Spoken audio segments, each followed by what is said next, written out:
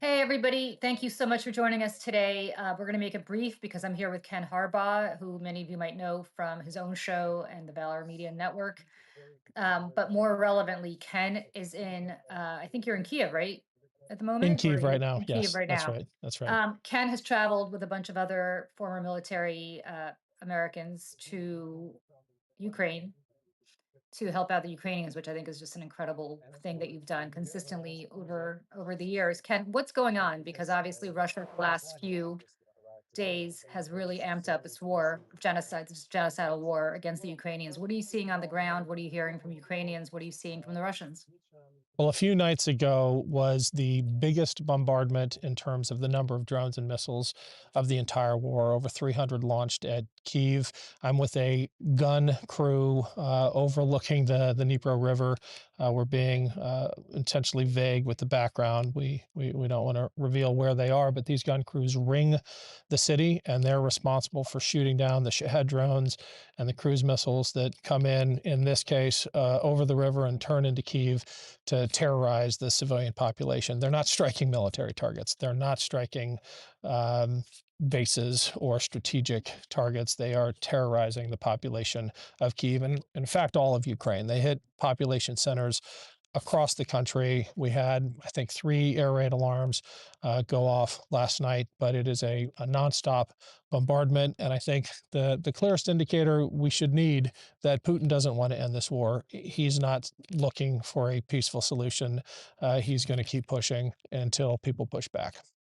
Are the Ukrainians out of ammunition or getting close to being out of ammunition to defend themselves the way they The should? most the most inspiring thing about the Ukrainian people is, well, besides their spirit, which is indomitable, is their resilience, their innovation, their ability to adapt. We're at a makeshift manufacturing facility that prepares vehicles for the battlefield, donated vehicles, and they had more than 40 different manufacturers of vehicles from all over the world that were being donated that they had to adapt in a way that they could work together. They could use the same command systems, the same communication infrastructure. It's one of the most impressive things I've ever seen. The Ukrainian people building drones in their own kitchens to support for effort, doing everything they possibly can. A story I heard just yesterday, and I talked to the engineers who pulled this off, was the creation, very short notice, of a land drone that went 10 kilometers behind enemy lines to pull out 3 wounded troops who were totally surrounded, who were surviving off of aid dropped by drones, first aid kits, tourniquets. They were very badly injured, could not get themselves out, and a normal rescue mission would have been a suicide mission.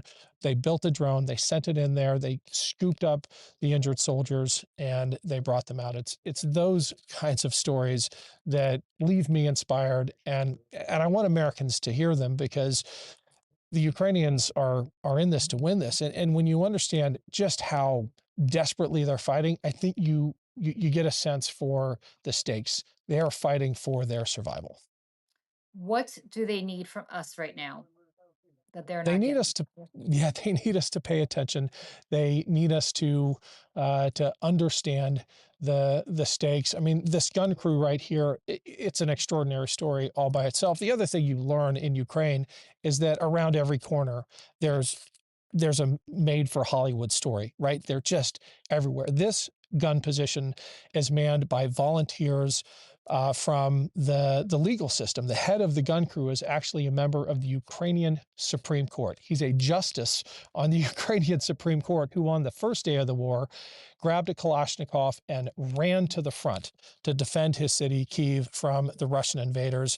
I'm not going to get too political, but can you just imagine any American Supreme Court justice grabbing an AR and running to the front? I mean, that's what this country is made of. But this position is self-funded. The only thing the government is able to provide is a World War II era Maxim machine gun, because all the good stuff goes right to the front, and just enough ammo to shoot down the drones. They don't have enough rounds for practice, and they buy all their own additional equipment, the laser designators, things like that. I mean, they built this facility. I can't show too much of it by themselves with scrap plywood and things like that. And they are given a specific sector to defend, but all they get is the gun and enough ammo to shoot the drones coming in, and they're piecing the rest together by themselves. What is the attitude? And I know we don't want to get too political here, but what is the attitude towards the United States right now from the Ukrainians? What There do they? is Yeah. there is immense frustration. There's never desperation because the other thing that I really want Americans to understand is that they're going to fight no matter what. It would be a heck of a lot easier if they had our help, if they had our support, if the world understood that the defense of democracy begins here. This is not just Ukraine's defense, it's Estonia's defense and Lithuania's defense and Poland's defense. And I'm talking about NATO countries that Putin has in his sights. And if we don't hold the line here, those countries are next. And if you don't believe me, just go to the border between those countries and Russia, and you'll see what I'm talking about. You'll see the actual trenches being prepared. You'll see the dragon's teeth. So Americans need to understand that Ukrainians are going to fight and die regardless. They're not asking for Americans to come do the fighting for them. They're just asking for a little help that will get a return on 100-fold, 1,000-fold, because we won't have to take on the Russians if we can stop them here. Yeah, I don't know if you're aware of this, and I don't know if people who are watching this are aware of this, but the other day, a member of Vladimir Putin's government said explicitly that the dissolution of the Soviet Union was illegal, and I'm using his words, and that as a result of that, what is happening with Ukraine is just an internal squabble between people in the same country. And that what you said, I think, is very critical for people to understand because there were 14 other Soviet republics aside from Russia. Ukraine was one, but there are 13 more, three of which are currently in NATO, which is Russia, Lithuania, and Estonia, some of which are allies of the United States and have dealt with Russian aggression before. And Georgia being a prime example, there was a war between the Georgians and the Russians in 2008, which I think was a trial run by Putin for what happened in Crimea a few years later. And then, of course, what happened with the full scale invasion of Ukraine a few years after that. So, your point is very well taken because it is not just people hand wringing who are former that are countries adjacent to Russia that have continuously felt the Russian threat going back generations. This is coming from Putin's own government saying that the dissolution of the Soviet Union was illegal. People don't say it unless he approves it. And I, I think what you're saying is so critical because it is important for Americans to understand that Yeah, if Ukraine falls, the Baltics are next and Poland is next. Poland was never part of the Soviet Union, but it was part of the Russian Empire, which I think Putin actually looks at more as the predicate for what he's trying to do now than even the Soviet Union today. And that I think is that's also right. very important to understand. He sees himself as a pan historical Right. figure, right? It's insane in its own way. But if you think he doesn't have imperialistic ambitions, not only are you ignoring history, you're ignoring what his government is actually saying. You're ignoring what his closest neighbors are actually experiencing. And that's what I mean. If you don't want to take the Ukrainians' word for it, if you don't want to come here and see it for yourself, just listen to the Estonians, the Poles, the Latvians. They know what's coming. They've lived it before, and they are paying attention in a way that their survival depends on, in a way that we don't have to the rhetoric coming out of the Kremlin. Yeah, can I only have you for a few more minutes because I know it's late there and I know that the internet is not great. But just tell folks what you're doing over there. Tell folks why you're in Ukraine and why you felt it was so important for you to travel all the way to Yeah. Ukraine as a civilian to do what you're doing to bring attention to what you're talking about.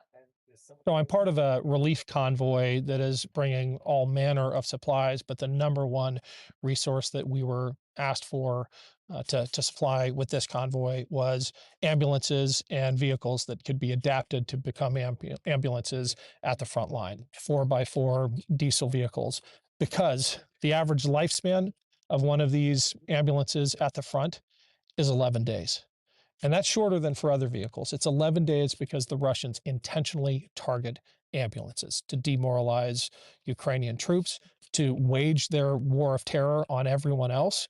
It sends a signal when the ambulances are the first things to blow up at the front, and it means they need a lot of them. And so we put these donated ambulance back into service and deliver them to these frontline units as often as we can. Well, thank you for everything that you're doing. Please pass along to any Ukrainians you meet along the way that the American people are with them. Even our Senate, which is dominated by Donald Trump's party, is with them.